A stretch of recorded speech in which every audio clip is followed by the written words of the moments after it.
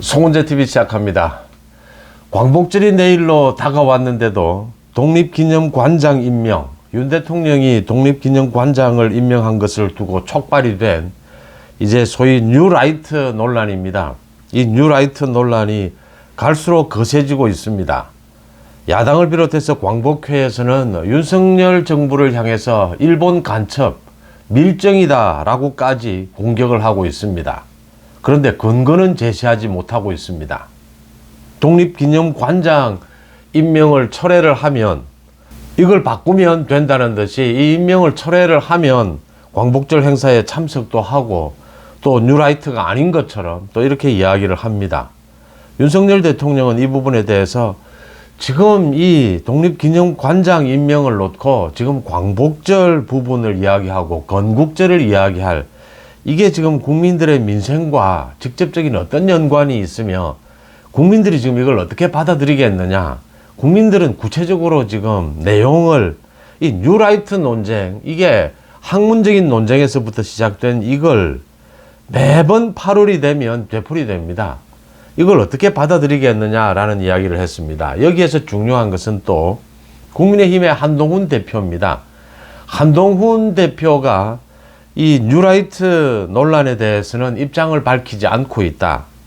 한동훈 대표가 그러니까 윤석열 대통령이 김경수를 복권하는 것에 대해서는 직접적이진 않지만 간접적으로 반대하는 입장을 밝혔는데, 이 부분에 대해서는 왜 밝히지 않느냐, 입장을 왜 밝히지 않느냐, 이런 또 논란이 일고 있습니다. 이게 지금 광복회에 이종찬 회장이 문제를 제기를 해서 독립기념관장, 이 독립기념관장 김영석을 임명을 한 것을 놓고 윤 대통령이 이게 김영석이 적정하냐 적정하지 않느냐, 이 인사 문제는 개인적으로 다 다를 수가 있습니다. 그런데 이걸 가지고 갑자기 이종찬이 자기가 추천한 사람이 안 됐다라고 해서 그래서 계속 뉴라이트다, 뉴라이트는 친일파다 이렇게 몰아칩니다. 몰아치면서 근거도 없이 매년 8월 광복절만 되면 되풀이되는 논란입니다. 윤석열 정부는 친일 정부다, 소위 선동을 하고 있습니다. 거의 거짓 선동에 가깝습니다. 윤석열 정부는 여기에 대해서 독립기념관장 임명은 이게 큰 문제가 없다. 그래서 이걸 주장하는 것은 광복회가 지금 목리를 부리고 있는 것이다. 또 내일 8월 15일 광복절에 참석을 하지 않겠다라고 하는데, 참석을 하든 참석을 하지 않든 매년 이걸 가지고 지금 광복회, 이 광복절 행사가 두 쪽이 나느냐, 이 언제까지 이런 논쟁을 계속해야 되느냐라는 겁니다.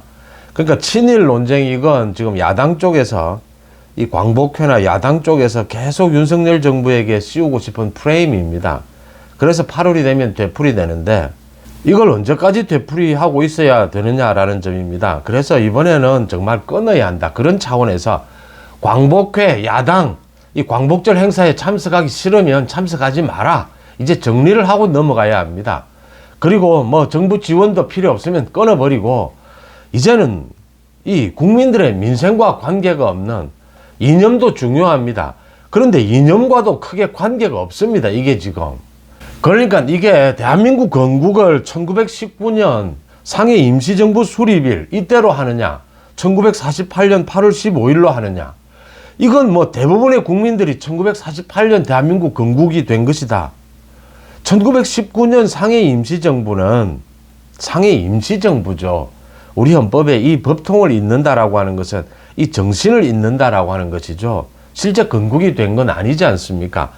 이런 걸 가지고 계속 역사 논쟁이다라고 하면서 가져가면서 이 이념이 중요하다. 여기에 이념이 뭐가 중요합니까? 여기에 있는 것은 왜곡밖에 없죠. 이 과관입니다. 그러니까 어제는 광복회에서 이제 뉴라이트는 친일파다, 이 뉴라이트를 판별하는 방법입니다. 9대 뉴라이트 정의라고 해서 9개 기준을 제시를 했습니다. 그런데 이 9개 기준을 다 읽을 필요도 없습니다. 이승만을 건국 대통령이라고 하면 뉴라이트다. 1948년을 건국절이라고 주장하면 뉴라이트다. 일제강점기 우리 국적을 일본이라고 하면 뉴라이트다. 이런 식으로 9개입니다. 근데 저는 이거 일본에서 걸립니다. 일본에서. 이승만을 건국 대통령이라고 저는 생각합니다. 그러면 저는 뉴라이트고 저는 친일파입니다. 그러면 이승만을 건국 대통령이라고 안 하면 뭐라고 합니까? 누구를 건국 대통령이라고 합니까? 김구를 건국 대통령이라고 해야 됩니까? 이렇게 사실을 왜곡하는 겁니다. 여러분들은 어떻습니까? 저는 뭐 친일파입니다. 뉴라이트입니다. 이승만 대통령을 건국 대통령이라고 저는 생각합니다. 인정합니다. 이런 식으로 되어 있는 겁니다. 그러니까 사실을 왜곡하고 갖가지 이 근거도 없는 거짓 선동을 가지고 지금 윤석열 정부를 공격하고 있습니다. 뭐 다른 것 볼 것도 없습니다. 뉴라이트를 판명하는 정의 9가지 기준입니다. 제1번 기준이 이게 지금 이승만을 건국 대통령이라고 하면 뉴라이트입니다. 친일파입니다.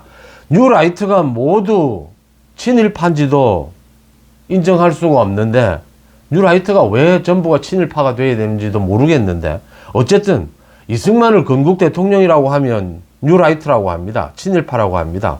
저도 친일파입니다. 제가 생각하건대 대한민국의 대부분의 국민들은 친일파가 되는 겁니다. 이종찬은 친일파 아닙니까? 이종찬 빼고는 전부 친일파입니까? 그러면 이런 식으로 거짓 선동을 하고 있기 때문에 이게 문제가 되고 있고, 그래서 차라리 이 광복절 행사에 이제 매년 참석한다, 참석하지 않는다, 아예 참석하지 말아라고 이야기하는 겁니다. 참석하지 말고 정부 지원도 받지 말고 그러면 아예 정리를 하자라는 말씀을 드리고요.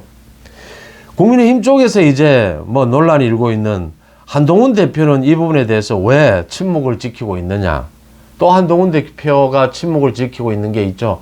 제3자 추천 최상병 특검법, 여기에 대해서는 또 어떻게 침묵을 지키느냐. 그러면서도 간접적이긴 하지만 윤석열 대통령의 김경수 그 복권에 대해서는 반대하는 목소리를 분명하게 했다. 한동훈 대표의 정치적인 무기는 뭐 역시 명료한 메시지 능력이죠. 또 굉장히 스피드가 있죠. 굉장히 빨리 결정하고 명료하게 이 메시지를 내는 데서 많은 국민들이 박수를 보내죠. 그런데 최근 들어서 이 김경수 복권에 대해서는 간접적이긴 하지만 이 대통령의 고유 권한이다. 그래서 간접적이긴 하지만 분명하게 반대 목소리를 냈습니다. 근데 이 광복회가 목리를 부리는 이 부분에 대해서는 왜 선명하게 입장을 내지 않고 계속 이 답변을 회피하고 있습니다. 사실입니다. 또 제3자 추천 최상병 특검법, 여기에 대해서도 왜 아무런 말도 하지 않느냐라는 것입니다.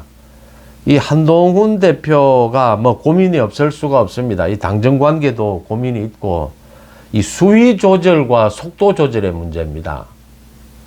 명료하고 스피디하게 이 메시지를 내는 것은 한동훈의 장점입니다. 그런데 이제 당대표로서 복잡한 문제에 대해서 수위를 조절하거나 속도를 조절하는 경우에 이게 좀 애매해 보일 필요가 있다. 그래서 한동훈 대표가 아예 기자들의 질문에 답하지 않고 입장을 내지 않는 이런 판단을 하고 있는데, 이것보다는 수위 조절과 속도 조절은 정치의 생명입니다. 사실은 이 정치적 메시지, 정치적 결정에 있어서 가장 중요한 것은 어느 방향이다, 뭐 이건 거의 정해집니다.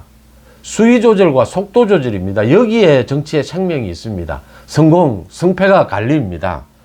이 부분에 대해서 강조하는 것도 명료한 것입니다. 이 수위 조절과 속도 조절을 하게 되면 명료하지 못하다라고 생각한다면 그건 한동훈 대표도 그 생각을 버려야 하고, 또 당원들이나 많은 국민들도 그런 부분에 대해서는 이제 충분히 이해하고 있다라고 봅니다. 먼저 제3자 특검법 이 부분입니다. 이건 지금 당내 논의를 거쳐야 합니다. 한동훈 대표가 이야기를 했습니다. 이 당내 민주주의 절차에 따라서 논의를 거쳐야 한다. 그 다음 외부 환경도 급변하고 있습니다. 공수처가 지금 윤석열 대통령에 대한 통화 기록 3개월치를 확보를 했습니다. 이 법원에 의해서 영장을 발부를 받아서 대통령의 통화 기록까지 확보를 했습니다. 공수처의 수사가 이제 막바지다라고 하는 것이고요. 또 이 민주당이 세 번째 지금 이 최상병 특검법을 발의를 해놓고 있습니다. 이런 상황 변화에 따라서 한동훈 대표가 이 부분은 시간을 갖고 당내 충분히 논의를 해보겠다라는 것을 밝혀도 그게 명료한 것입니다. 속도 조절이 필요한 것이죠. 당내 토론도 필요한 것입니다. 그런 입장을 밝히는 것에 뭐 이렇게 꺼려할 필요가 없다라는 점 말씀을 드리고요. 이 광복회 이종찬 회장이 목리를 부리는 부분, 민주당이 여기에 가세를 해서 윤석열 정부에 대해서 이 뉴라이트 이 프레임을 씌우는 부분에 대해서는 단호하게, 오늘은 내일이 광복절입니다. 오늘은 단호하게 한동훈 대표의 입장을 밝히는 것이 옳다 이렇게 보입니다. 한동훈 대표가 이 부분에 대해서는 입장은 명료합니다. 뉴라이트 이 주장이라든지 이 논란에 대해서 입장은 선명합니다. 그런데 여러 가지로 이제 독립기념관장 인사, 이 인사가 적절하냐라는 부분, 이런 것들은 다 생각이 다를 수가 있고, 이 지금 윤석열 정부와의 관계, 당정 관계도 또 생각을 해야 하고, 여러 가지 생각을 할 수밖에 없습니다. 그런 여러 가지 생각으로 수위 조절을 하더라도 제3자 특검법은 속도 조절이 필요합니다. 속도 조절의 메시지도 명료한 메시지입니다. 수위 조절을 한 메시지도 명료한 메시지입니다. 정치의 생명은, 요체는 수위 조절과 속도 조절입니다. 그렇게 본다면 이 광복회의 목리에 대해서 한동훈 대표가 이제는, 오늘은 이 분명한 입장을 밝힐 필요가 있다 이렇게 봅니다. 한동훈의 입장은 명료합니다. 이게 무슨 뉴라이트를 전부 친일파로 몰아붙이고, 친일파 제1기준이 이승만을 뭐 건국 대통령으로 보면 친일파라고 한다, 이러면 대한민국 전부 다 친일파입니다. 이종찬 빼고는 전부 친일파입니다. 이 민주당도 전부 친일파입니다. 내가 보기에는. 무슨 이런 것에 대해서는 단호하게 이 한동훈 대표가 입장을 밝히고, 그 다음 나머지 부분은, 이 지금 여러 가지 논란이 되고 있는 나머지 부분은 나머지 부분대로 또 이 명료하게 가르마를 탈 필요가 있다 이렇게 보입니다. 이 광복회에 이종찬이 지금 하고 있는 이 목리는, 지금 뭐 뉴라이트가 모두 윤석열 정부를 장악하고 있다, 지금 뭐 엄청난 일들이 벌어지고 있다, 근거가 뭐냐라고 하면 하나도 제시를 못합니다. 그리고는 그냥 독립기념관장 바꾸라 합니다. 독립기념관장 바꾸면 모든 게 또 해결이 되는 듯이 이야기합니다. 독립기념관장 한 사람 때문에 윤석열 정부 전체를 무슨 밀정이라고 이야기해야 될 이런 사안인지 지금 국민들은 이해를 못하는 겁니다. 그래서 이건 목리가 아니면, 목리를 보내는 사람은 배제시키면 됩니다.